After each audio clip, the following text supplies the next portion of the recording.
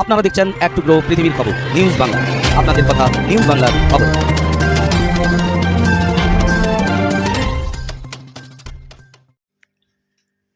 জঙ্গলমহল এবং ঝাড়খণ্ড বর্ডার থেকে দলমা হাতির দল পশ্চিম মেদিনীপুর জেলার খড়গপুর শহরে প্রবেশ করে।